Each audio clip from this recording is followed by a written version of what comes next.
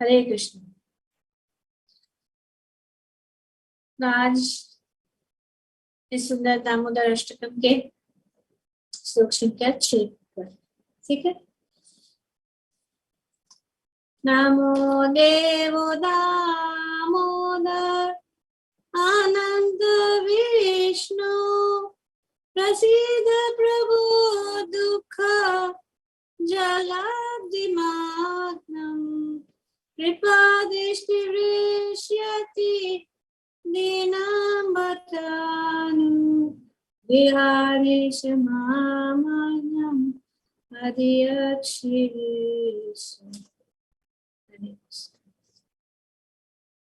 तो यहाँ पे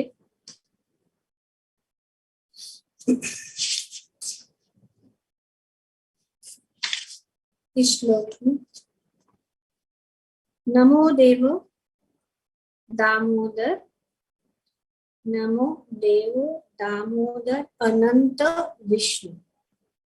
तो भगवान के का यहाँ पे जो सुंदर रूप से भगवान का गुणगान, भगवान की महिमा का वर्णन किया जा रहा है। और इस श्लोक में एक प्रार्थना, ये भी श्लोक प्रार्थना। तो जब हम प्रार्थना करते हैं तो भगवान को पुकारते, हे दामोदर, हे अनंत, हे विष्णु, ऐसे प्रकार से जो हम भगवान से प्रार्थना करते हैं या पुकारते। यहाँ पे भी जो है श्री सत्यव्रत मुनि जो है पुकार है,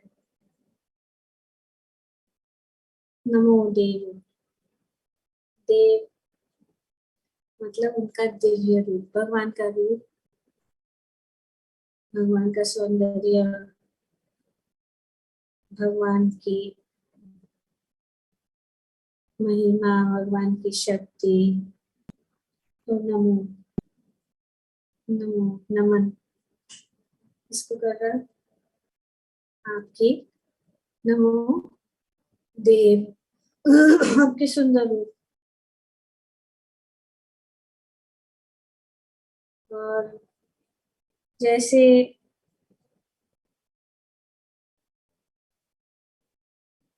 पिछले श्लोकों में भी हमने देखा है कि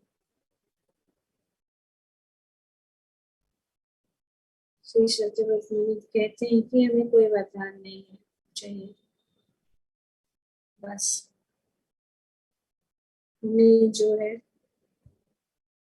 आपका सुंदर रूप का ही दर्शन चाहिए। और इस रूप जो है दर्शन के सिवाय मुझे और कोई भी वरदान नहीं चाहिए। बस आपका रूप का दर्शन हो और आपके दर्शन जो है मेरे मन में हमेशा रहे, मन आंखों के सामने आपका ये सुंदर रूप का दर्शन हमेशा बनाए रहे। हमें कोई और इच्छा नहीं है।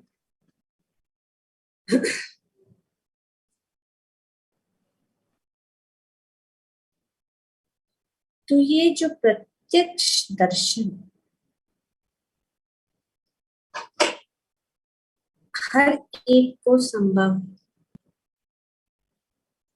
और श्री सनातन गोस्वामी कहते हैं कि ये जो प्रत्यक्ष दर्शन, direct vision of the Lord, तो कैसे संभव है? श्री नाम से। जब हम भगवान का हरि नाम करते हैं, जप करते हैं, अगर हम अपने जप को ध्यान पूर्वक करते हैं, अपराध रहित, तो जो है हम जो है ये नाम के द्वारा प्रत्यक्ष रूप से भगवान का दर्शन कर सकते हैं, जो यहाँ पे सत्यवती कह रहे हैं।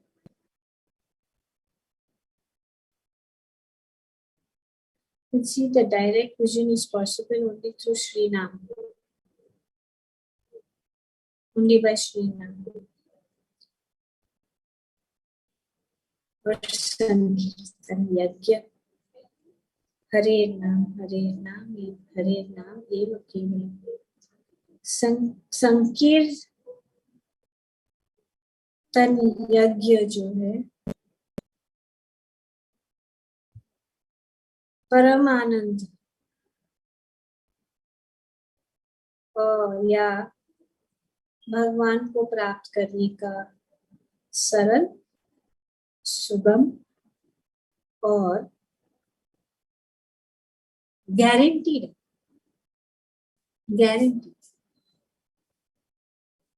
ये श्री चैतन्य महाप्रभु के द्वारा इस कलयुग के लोगों के लिए उन्होंने अपनी कृपा सबके ऊपर बरसाई। सब लोग, कोई भी, सब कोई जो है भगवान को आसानी से प्राप्त कर सकते हैं अगर वे जो है इस हरि नाम को ध्यान पूर्वक, प्रेम पूर्वक, अपराध रहित ले।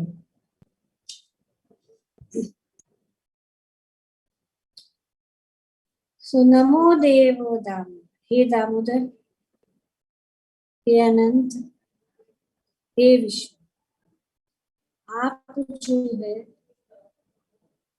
हमारे से प्रसन्न हो,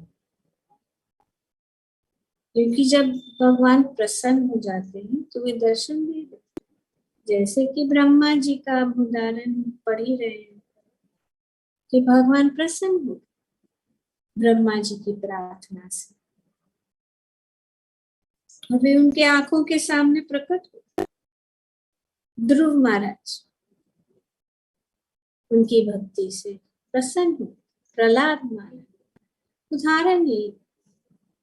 तो नमो देव, ये भगवान का दिव्य रूप। दामोदर,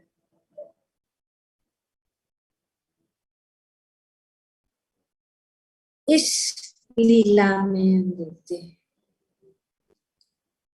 कि भगवान को दामोदर, क्योंकि इस दामोदर लीला से उनकी भक्त वत्सलता उन्होंने जो है प्रदर्शित की है कि किस प्रकार से वे जो है भक्तों के आधीन बन जाते, यहाँ तक कि वे उनके बंधन में बन जाते कि भक्त जो है उनको बांध सकते, इसके लिए दामोदर। तो इस रस्सी से दाम उदर, इस प्रकार से यहाँ पे दामोदर। आगे वो कह रहे अनंत, नमो देवो दामोदर अनंत, जिनका कोई अंत नहीं। ये देखिए, जो दामोदर और अनंत, जो अनंत है वो दामोदर बन जाए कि वे भक्तों के प्रेम या भक्तों या भक्ति के द्वारा ऐसे अनंत भगवान बांधे जाए। आप तो अनंत है, सत्यव्रत मुनि के, जिसका कोई अंत नहीं है और जिनकी कृपा की कोई सीमा नहीं, कोई अंत नहीं यहाँ पे वर्णन किया जाए। तो इसीलिए अनंत। विष्णु, विष्णु मतलब सर्वव्यापी, सर्व, सर्वत्र, ऑल प्रिवेडिंग, इसके लिए विष्णु।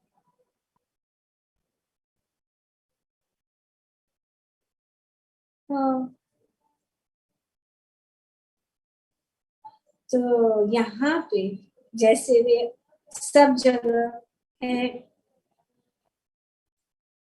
तो आप जहाँ पे भी है, हम जहाँ पे भी है, भगवान जो है हमारी प्रार्थना को स्वीकार कर सकते हैं। हम किसी भी अवस्था में क्यों न हो, भगवान हमारे सामने आ सकते, क्योंकि वे अनंत है, वे विष्णु है, उनके लिए कोई कठिनाई नहीं है। पूर्ण श्रद्धा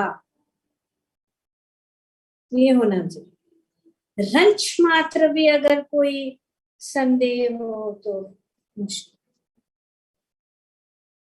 टोटल फेथ, टोटल सरेंडर, और टोटल सरेंडर तो उसी अवस्था में हो सकती है जब हम कठिन अवस्था में रहते हैं, जब हमारे जीवन में कठिन अवस्थाएं आती। तो इसीलिए कृति महारानी कहती है ना कि ये जो कष्ट है वो हमें ज्यादा चाहिए, क्योंकि जब सुख ही सुख, लेकिन हम सब सुख के पीछे भागते हैं, और जब कष्ट आते हैं तो हम सोचते हैं कि अरे भगवान हमें कष्ट दे रहे हैं, लेकिन ये तो एक, क्योंकि हम नहीं सोच सकते भगवान के विषय में जब हमारे पास सुख ही सुख। बहुत कम स्थिति होती है जब हम सुख में, इसीलिए उनको कोई कठिनाई नहीं है, उनको कोई कष्ट नहीं लेना पड़ता, उनको कोई कष्ट नहीं है। सर्वव्यापी, सर्व, सर्वस्य, सर्वस्य चाहम हृदि सन्निविष्टु, भगवान कहते हैं सर्वस्य चाहम हृदि सन्निविष्टु, सब जगह सर्वत्र है, विष्णु है। उनको बहुत दूर, जब ज्यादा दूर से आना नहीं पड़ता, यहीं पे हृदय से बाहर अपनी आंखों के सामने आ सकते। जैसे हम देखते हैं किस प्रकार से गजेंद्र का की कथा आती है श्रीमद् भागवतम में, कि वे कठिन अवस्था में थे, वे एंजॉय कर रहे थे, तब तो स्मरण नहीं हुआ। अपनी हथिनियों के साथ, गजेंद्र एक हाथी था, विशाल हाथी था, राजा था, उनके अनेक जो है हथिनियां या पत्नियां थी, लेकिन उनको कोई बचा नहीं सका जब ग्राह ने उसके पैर को पकड़ लिया। सरोवर में स्नान कर रहा था, आनंद ले रहा था, अंत में उन्होंने भगवान का स्मरण किया। और ये भगवान का स्मरण कभी भी जो है व्यर्थ नहीं जाता है। अगर हम भूल भी गए, समझ, जितना भी हमने किया है भगवान का स्मरण, जितना भी हमने भक्ति किया है, जितना भी हमें भगवान के साथ हमारा संपर्क हुआ है, जितना भी सेवा हमने भगवान की है, वो कभी व्यर्थ नहीं जाती। तो इसीलिए चाहे हम बीच में भूल भी जाए, भक्ति छोड़ भी दे, लेकिन भगवान तेरे हैं, वे अगर हमारे हृदय में घुस गए तो बाहर निकलना, उनको निकालना असंभव है। ऐसा सीधा कुछ हो, सीधा जाएगा, सीधा निकलेगा, लेकिन टेढ़ा हो तो बहुत। एक खिला है समझो, उसको दीवार में डालो सीधा निकल, लेकिन अगर वो टेढ़ा हो जाए तो बस तोड़ना ही पड़े, तो इसीलिए निकलना मुश्किल है। तो भगवान अक्सर देखेंगे भक्तों के जीवन में भी, हम भक्ति से दूर हो जाते हैं, भौतिक चीजों में आकर्षण हो जाता है भक्ति में आने को, लेकिन सोचते हैं कि अच्छा है चलो ये भक्ति करके अभी थक गए, लेकिन क्या करना, लेकिन जितना भी कहा किया है हमेशा हमारे साथ किसी ना किसी तरह से हम वापस, वो जो जिन्होंने भक्ति का रस चख लिया है, और कोई रस कैसे अच्छा लगेगा, नहीं लग सकता, तो उनसे दूर होना मुश्किल है।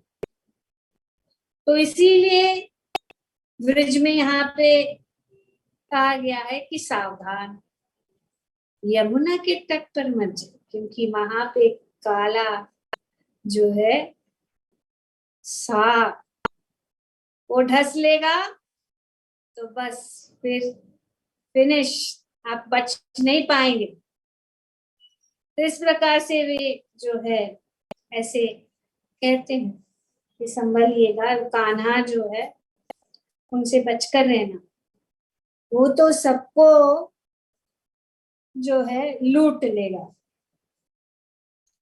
सब कुछ तुम्हारा लूट लेगा, कुछ नहीं रहेगा, तो क्या करोगे, कुछ नहीं कर सकते। तो इस प्रकार से गजेंद्र सब लूट लिया, अंत में उन्होंने स्मरण और उन्होंने सुंदर जो है स्तुति की, जो श्रीमद् भागवतम में बहुत सुंदर रूप से वर्णन किया गया है, और एक सुंदर भजन भी है, सूरदास लिखित भजन, हे गोविंद हे गोपाल, हे गोविंद राखो शरण, अब तो जीवन हारे, अब तो जीवन हारे, हे गोविंद हे गोपाल, नीर पीवाना हेतु गयो, सिंधु के किनारे, नीर पीवना हेतु गयो, सिंधु के किनारे, सिंधु बीच बसत ग्राम, चरण धरि पचारे, चरण धरि पचारे, हे गोविंद हे गोपाल, हे गोविंद राखो शरण, अब तो जीवन हारे, अब तो जीवन हारे, हे गोविंद हे गोपाल, चार प्रहर युद्ध भयो, चार प्रहर युद्ध भयो, ले गयो मझधारो, नाक कान डूबन लागे, कृष्ण को पुकारे, कृष्ण को पुकारे, हे गोविंद हे गोपाल, द्वारिका से चले गोपाल, गरुड़ पे चारे, चक्र से ग्रह को मारे, गजराज उधारे, गजराज उधारे, हे गोविंद हे गोपाल। सूर कहे श्याम सुनो, सूर कहे श्याम सुनो, शरण तुम्हारे अब हमारा पार करो है नंद के दुलारे, नंद के दुलारे। हे गोविंद हे गोपाल, हे गोविंद राखो शरण अब तो जीवन हारे, अब तो जीवन हारे।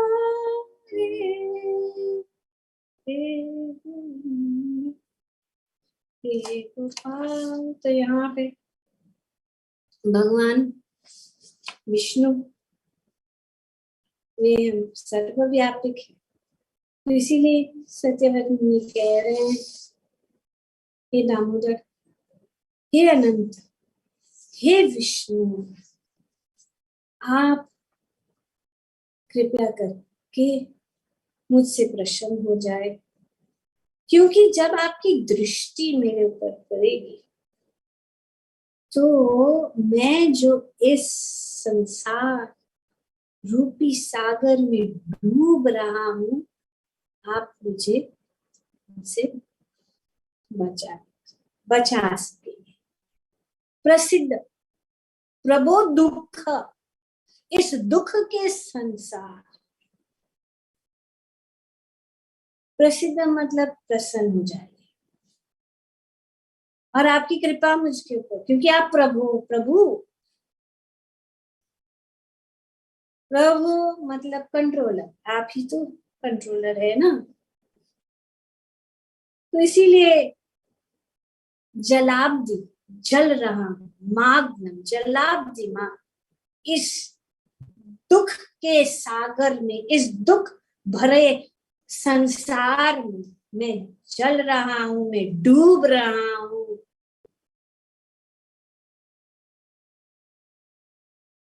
और ये दुख किसका है? भक्त के लिए दुख एक ही है, भगवान से दूर हो, और हम दूर हो गए हैं, बहुत दूर, और सोचते हैं कब पहुंचेंगे। दूर नगरी बड़ी दूर नगरी, कैसे आऊं मैं कन्हैया तेरी गोकुल नगरी, बड़ी दूर नगरी। तो ये दुख है, कैसे जाएं, कैसे पार करें। तो ये दुख, प्रसिद्ध प्रभु दुख जलाप्ति मार्ग। तो और दूसरा दुख इस संसार में यही है, जन्म और मृत्यु। इस जन्म और मृत्यु ही सबसे बड़ा दुख। ये सब छोटी छोटी चीज, आज पानी नहीं आया, आज दूध वाला नहीं आया, आज ये इलेक्ट्रिसिटी बंद हो गई, आज नौकर नहीं आया, आज चाकर नहीं आया, आज सैलरी नहीं मिला, आज इंक्रीमेंट नहीं मिला, आज ट्रेन बंद हो गई, आज ये हुआ वो हुआ। ये छोटी छोटी चीज जो है उसको पहाड़ बना के बड़ा दुख बन जाता है। लेकिन ये दुख एक्चुअली नहीं है, दुख तो यही है, जन्म और मृत्यु।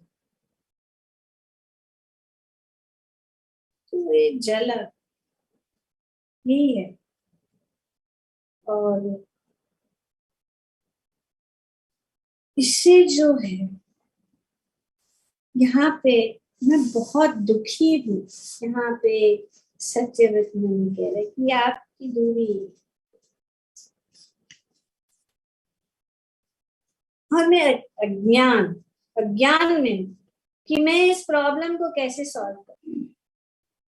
तो इसीलिए कृपा दृष्टि विश्व, आप कृपा कीजिए, आपकी कृपा दृष्टि जो है आप दिखाएंगे और आप अपनी कृपा हमारे ऊपर बरसाएंगे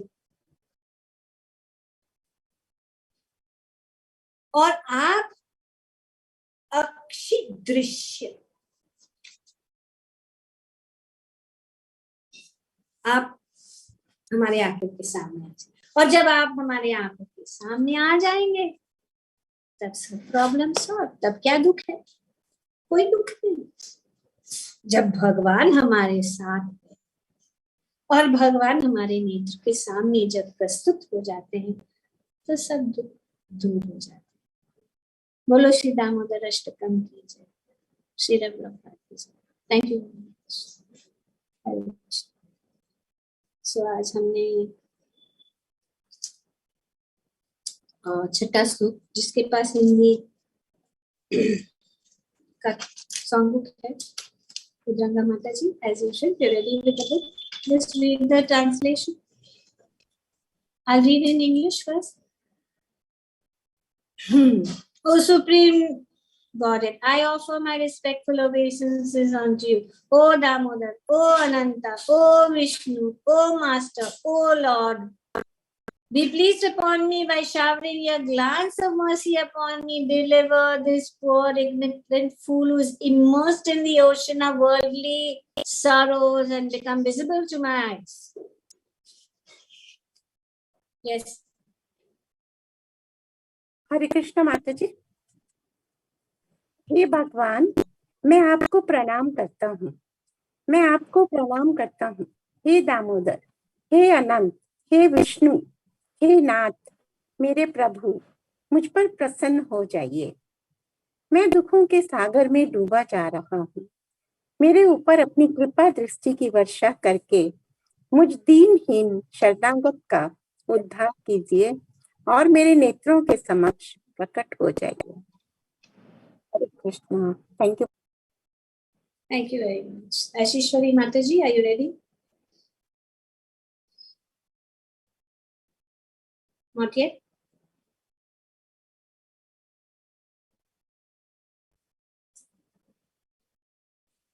Okay, we'll do the parikrama. Right. So,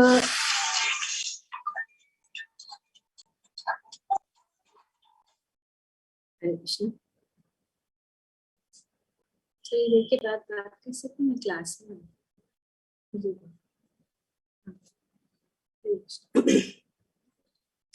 So today we will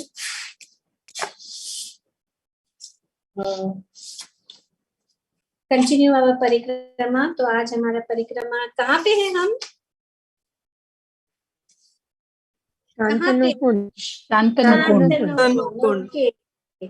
तो शांतनु राधा कुंड जाना है, जा रहे हैं राधा। राधा। सो अब हाँ, यस माता जी, ठीक है। तो हम राधा कुंड जा रहे हैं। चलो सब लोग चल पड़ते हैं राधा कुंड की ओर। और राधा कुंड पहुंचते पहुंचते जो कुछ स्थान जो है रास्ते में आते हैं, उस स्थानों का हम पुनः, तो बहुत सुंदर कथाएं हैं, लेकिन शॉर्ट में सिर्फ ये कौन सी, क्योंकि हर स्थान में कथा तो है ही, और ऐसे करना है तो 3-4 घंटा तो बैठना ही पड़ेगा। लेकिन अभी 15-20 मिनट में हम क्या बताएं।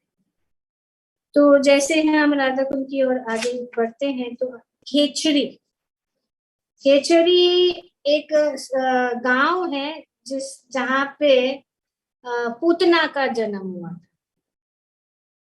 और खेचड़ी मतलब वो जो राक्षसी है जो उड़ सकती है, flying which which can fly। अभी इन लोग ने इनको भ्रूम बूम की जरूरत नहीं है। लेकिन अंग्रेज की कथा में broom रहती है, which is flying on the broom with a black long hat, and a big broom, has a little wand in the hand. But this is not like that. This can do it just by thinking. And Putana और उनके भाई बाकासुर और अघासुर भाई दोनों में इनका जन्म भी यहाँ पे किचड़ी में हुआ था। वहां पे जब हम रुकते हैं तो पूरी पूतना की कथा, सब कथा होती है, तो बहुत अच्छा लगता है। और फिर आगे चलते हैं, बहुत सुंदर वन आ जाता है, और ऐसे ही जब वन में, वो वन जो है उनमें मोर, उसको मयूर वन, बहुत सुंदर मोर रहते हैं। और भगवान ने वहां पे जो है नृत्य किया था मोर के साथ, सब मोरों के साथ उन्होंने सुंदर नृत्य किया, बहुत सुंदर, जैसे हम जानते हैं कि वे कैसे नाचते हैं मोर, और भगवान भी उनके साथ साथ नाचे, और इतने खुश हो गए भगवान। हम देखते हैं भगवान का संपर्क गवों से, मोर से, यमुना से, पेड़ से, सबके साथ भगवान संबंध रखते हैं। और इन्होंने इतने खुश हो गए जब वे नाचे, तो उन्होंने सब मोर ने उनको पंख दे दिए, और भगवान ने वो पंख कर लेकर उनके सिर के ऊपर, मुकुट के ऊपर लगा दिया। इतना सुंदर उन्होंने उनको स्वीकार किया, उनके प्रेम को स्वीकार किया उन्होंने, वो पंख उनके, इसीलिए भगवान हमेशा मोर पंख धारण करते हैं। और उसके बाद हम आगे जाते हैं बहुला वन। तो ये केचुरी और के थोड़े आगे 1 किलोमीटर आगे जो है ये बहुला वन है, और बहुला नाम की गाय, देखिए यहाँ पे मोर, यहाँ पे गाय, वहां पे पूतना, पूतना के साथ भी भगवान का कितना सुंदर लीला हुआ है। और तो ये बहुला नाम की एक गाय थी, और उनकी सत्यवता, सत्य से प्रसन्न होकर भगवान की कृपा होने पर, तो ये कथा पद्म पुराण में आती है। एक बार बहुला नाम की गाय थी, और जब वे चारा खाने के लिए वन में गई थी, उनकी छोटी सी बछड़ी भी थी, कुछ दिन हुआ था उनका जन्म, वे गई थी, तो उस समय एक टाइगर, टाइगर को हिंदी उन्होंने उनके शेर, ऊपर शेर। अटैक किया, और उनको शेर, ओके, शेर इज वाघ, वाघ, शेर इज लायन, वाघ, राइट, वाघ ने उसके ऊपर किया, तो बहुला ने कहा, चीता है, हाँ, चीता माता जी, cheetah is different. That cheetah is the one with, see, this is the The one, the leopard, no, tigers tribes. black in color. Yeah, not black, not this. Anyway, my knowledge is Cheetah not is black very, button. yeah, black. Ah, yeah. Okay, so जो भी हो tiger, तो उन्होंने, तो फिर उन्होंने कहा कि देखो, आप मुझे खाना चाहते, मैं जानती हूँ, तो मैं आपसे निवेदन करती हूँ, प्लीज, मेरी एक दिन ही हुआ है, मेरी छोटी बछड़ी का जन्म हुआ है, और मैं वो मेरे लिए राह देख रही होती, और मुझे उनके पास जाना है, जाके उनको सिर्फ बताना है, और या उनका सुरक्षा अरेंज करना है। आप मुझे छोड़ दो, मैं आपको विश्वास देती हूँ विश्वास दिलाती हूँ कि मैं दूसरे दिन वापस आऊंगी आपके पास। वो मानने के लिए नहीं तैयार था, अभी उसको इतना अपना शिकार मिला है, वो कैसे छोड़ेगा। पर भगवान की कृपा से वो मान गए और वो चली गई। Will see the whole story later, in short में मैं बताती हूँ। तो गई और फिर वे वापस आ गए, अपना जो उन्होंने उनको वचन दिया था आ गई और कहा कि ठीक है, अभी आप जो भी मेरे साथ करना चाहते हैं वो कर सकते हैं। और जैसे ही वो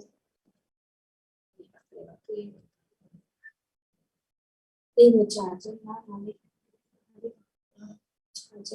बैटरी डाउन हो गई, सॉरी मैं बैटरी डाउन, मैं हैव टू चेंज लोकेशन। तो इस प्रकार से जो उन्होंने कहा, उस समय भगवान जान लिए, भगवान आ गए और भगवान ने उनकी रक्षा की। और भगवान ने उनको बहुत ही ऊंचा स्थान यहाँ पे वर्णन किया गया, उनको अपनी पत्नी के स्थान दिया उन्होंने, बहुला। ना सुंदर भगवान में प्रसन्न हो गए उनके जो ये सत्य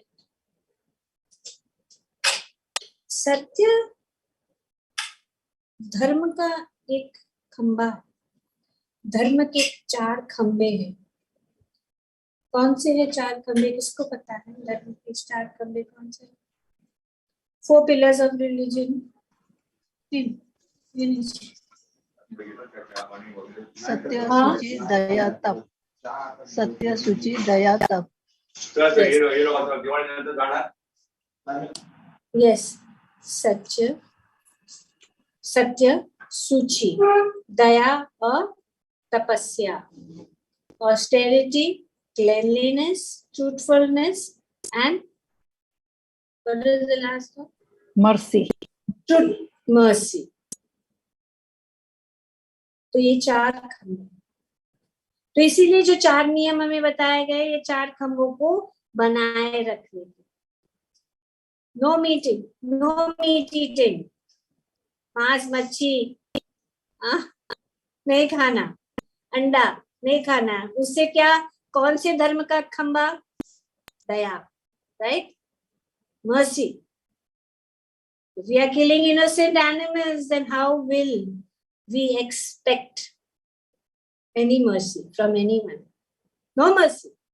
तो ये धर्म का खंबा, तो इसीलिए ये 4 नियम प्रभुपाद जी या हमारे शास्त्र में बताया गया, ये 4 चीजों से हमें, अगर हम इसमें लगते हैं तो धर्म खत्म हो जाता। और ये हम देख ही रहे। तो एक है, क्या है?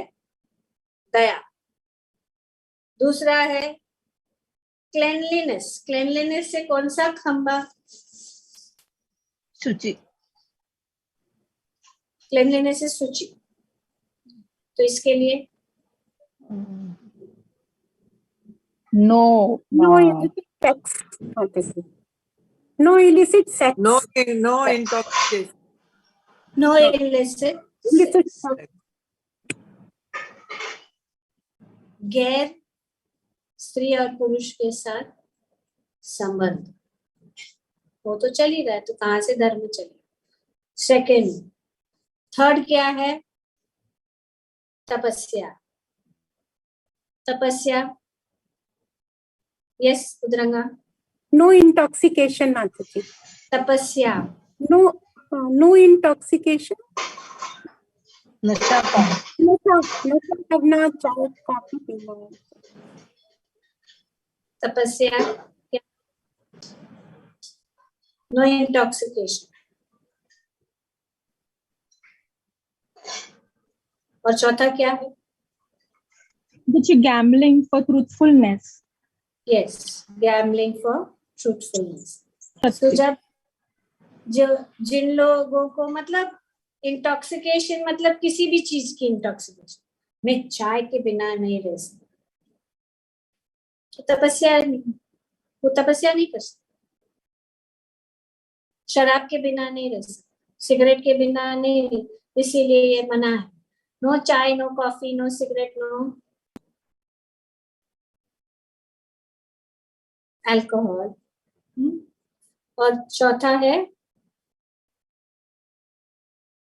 जुआ आदि नहीं खेलना, क्योंकि जो जुआ खेलता है वो सत्य कैसे करेगा, सत्य नहीं रह सकता, सत्य की हानि होती है। इसीलिए no meat eating, no gambling, no intoxication and no, what is the fourth one, no illicit sex. तो ये चार चीज जो है, ये चार जो धर्म के खंबे हैं। और भगवान जो है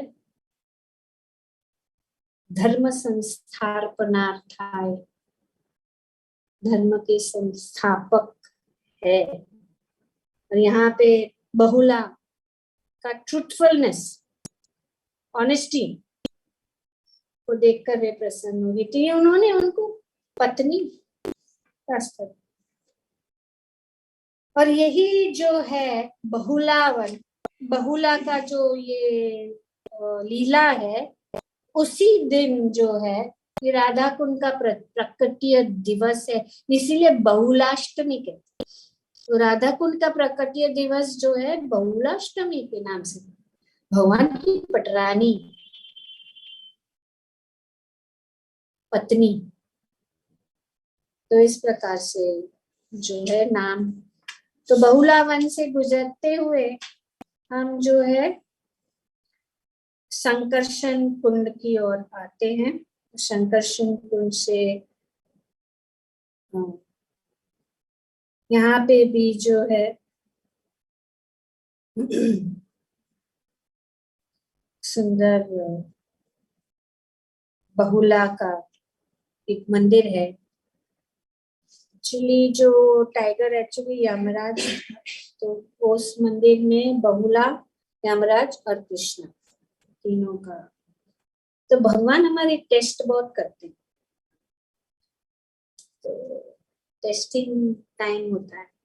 तो यहाँ पे वो भी मंदिर है। और आगे जो है सूर्य कुंड की ओर से गुजरते हुए राधा की कुंड की ओर, इतने सारे कुंड, इतने सारे जो लीला स्थलियां पूरे ब्रिज में गुजरते गुजरते, स्मरण करते करते हर रोज हम आगे बढ़ रहे हैं। तो यहाँ सूर्य कुंड है। और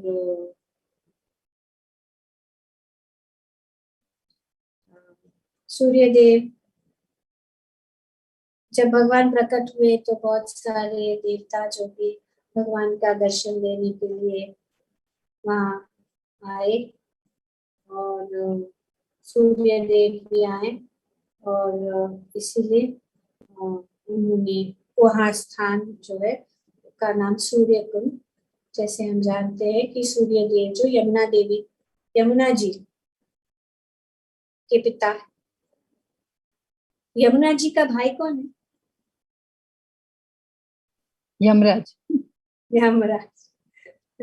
तो इसीलिए यमुना जी में स्नान करने से हम जो है यम का दर नहीं होगा। तो यमुना जी इतनी महान है और यमुना के भाई। तो इस प्रकार सूर्य कुंड भी है वहाँ पे, यहाँ पे। और ऐसे गुजरते गुजरते बहुलावन से, सूर्य कुंड से राधा कुंड हम पहुंच जाते हैं। तो आज हम यहाँ पे राधा कुंड पहुंच गए हैं।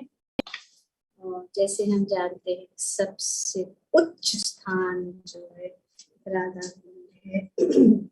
और हमारी परिक्रमा यहाँ राधा कुंड में 3 दिन रुकेगी।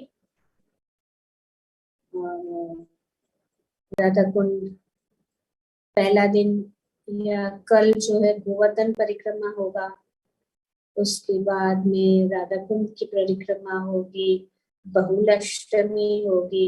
बहुलाष्टमी के दिन जो रात्रि के 12 बजे सब जो है बहुत सारे लोग आते हैं, बहुत भीड़ होती है पूरे ब्रिज के, और वही एक स्थान जिसमें रात्रि को 12 बजे स्नान किया जाता है, और सब कोई भी स्थान नहीं है और राधा कुंड जैसा कोई दूसरा स्थान नहीं है। और राधा कुंड में तो सबसे सुप्रीम सभी देवता, सभी जो महान महान भक्त सब आते हैं वहां पे।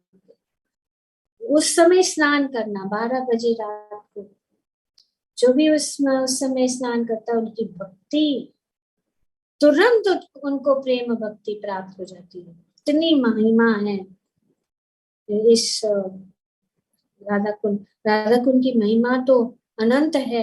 और श्री रूप गोस्वामी ने उपदेश अमृत में राधा कुंड का वर्णन किया है, वो हम पढ़ चुके हैं, जानते हैं। तो कल जो है हम गोवर्धन परिक्रमा करेंगे। तो थोड़ा सा मैं, क्योंकि गोवर्धन में बहुत सारे स्थान, हमने ऑलमोस्ट 35 स्थान है गोवर्धन में। इमेजिन इतने सारे स्थान हैं जो हम हर रोज एक कर, कल पता नहीं पूरा समय कितना मिलेगा, कितनी कर सकेंगे। और हम तो राधा कुंड में बैठे रहेंगे तो देखेंगे कितना होगा। मीरा हंस रही है। तो ये वृंदावन से राधा कुंड जा रहे हैं तो थोड़ा समय है, तो थोड़ा गोवर्धन का मैं कवर कर दी, तो 5 मिनट्स में जल्दी पढ़ लेती हूँ यहाँ से। तो गर्ग संहिता में बताया गया है कि जब भगवान जो है अवतारित होने जा रहे थे इस पृथ्वी पर, तब वे जो है श्रीमती राधा रानी को उन्होंने कहा कि आप पहले जाइए। तो राधा रानी ने कहा नहीं, मैं नहीं जाऊंगी।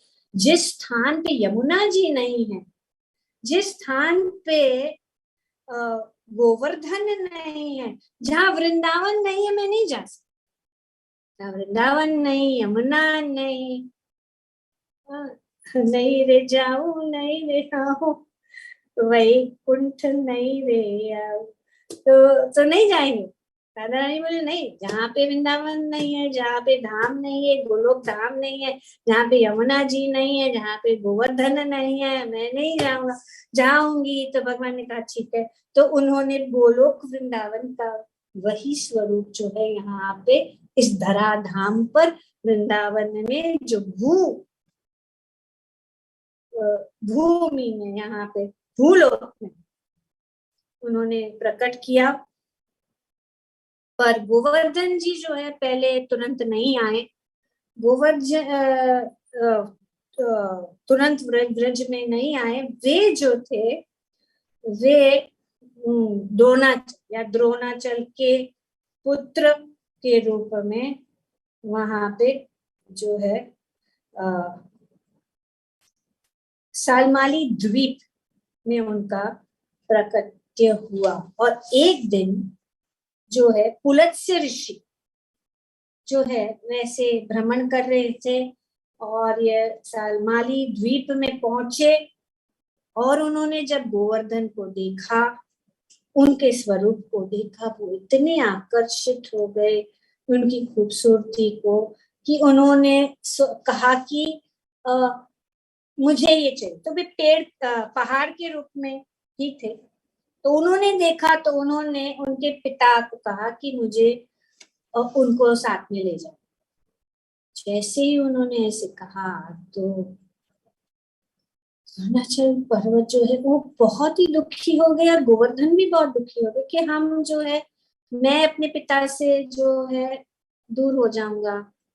तो वे बहुत दुखी हो गए। पर जब पुलत्स्य ऋषि ने कहा कि मैं मुझे चाहिए, मुझे उनके साथ में ले जाना है, क्योंकि मैं उनको काशी ले जाऊंगा, क्योंकि काशी में कोई पहाड़ नहीं और सब जो ऋषि मुनि है उस पहाड़ में बैठकर अपना ध्यान करेंगे, जप करेंगे, और इस प्रकार से वो काशी में जो है मैं उनको ले जाना चाहता हूँ।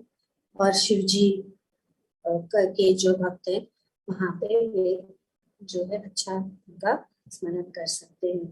तो फिर जब पुलत्स्य ऋषि ने मांगा तो द्रोण ने कहा कि अरे अगर मैं उनको मना कर दूंगा तो श्राप दे देगा, तो इसीलिए उन्होंने कहा ठीक है आप ले जाइए।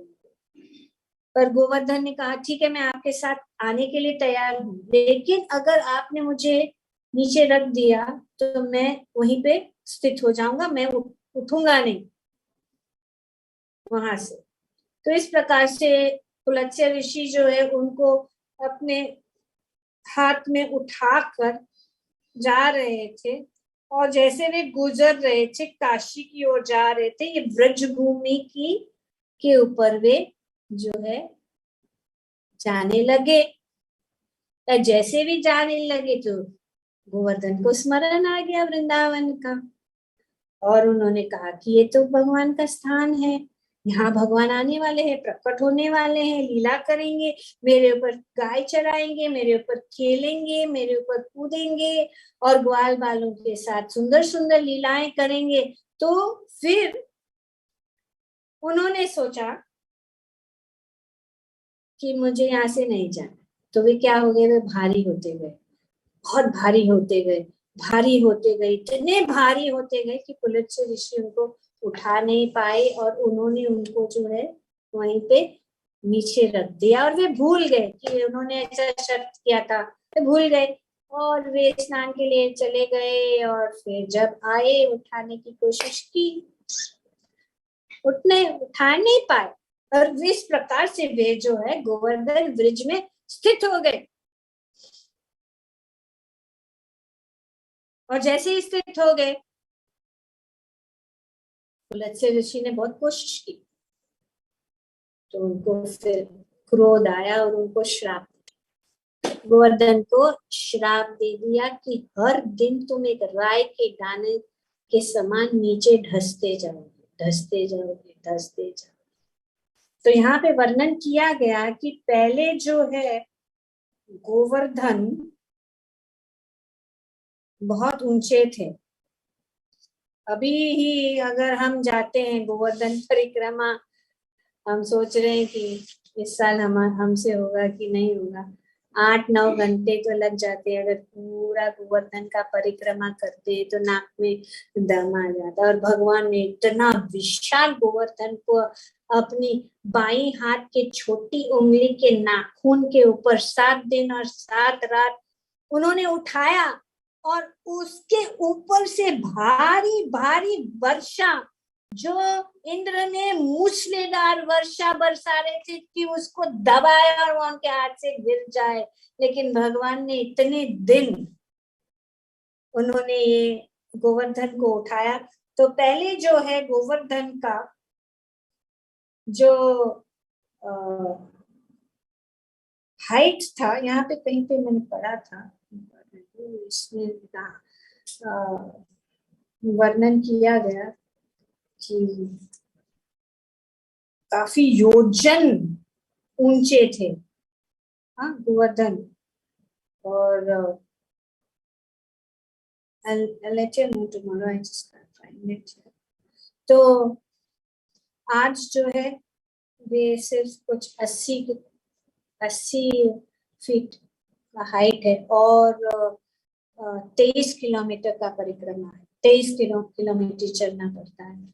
तो इस प्रकार से जो गोवर्धन की कथा, गोवर्धन सुंदर किस प्रकार से यहाँ पे ब्रिज में भगवान ने स्थापित कर दिया। और जब भगवान ने गोवर्धन उठाया तो नंद बाबा और ब्रजवासियों ने जो है उस उत्सव के उससे उन्होंने गोवर्धन पूजा नाम का ये उत्सव उन्होंने शुरू किया, जो आज भी गोवर्धन पूजा। तो इस कार्तिक के महीने में बहुत सारे उत्सव, जैसे कि 29 को बहुलाष्टमी है, फिर जो है दीपावली होगी, गोवर्धन पूजा होगी, और बहुत सारा आगे भी जो अनेक उत्सव है, तुलसी विवाह और शरद पूर्णिमा तो हो गया। तो इस प्रकार से बहुत सारे जो है उत्सव होगी। तो ये गोवर्धन की कथा शॉर्ट में बताए, लेकिन डिटेल में है और शास्त्रों में इनका वर्णन है। तो और लोकनाथ महाराज ने बहुत सुंदर रूप से इस पुस्तक में इसका वर्णन किया है। तो आज हम यहाँ पे राधा कुंड में रहेंगे और कल जो है गोवर्धन की परिक्रमा करेंगे और जितने भी स्थान है गोवर्धन के वो हम थोड़ा थोड़ा स्मरण करेंगे। पूर्ण करना मुश्किल है, at least 1 point we are walking down the Govardhan hill, and wherever there are some specific nice discussions we will discuss, otherwise every point is very good. Thank you very much. Hare Krishna. My battery is absolutely low. It may just go up. It is connected. Very good. Okay, Hari Bol. So read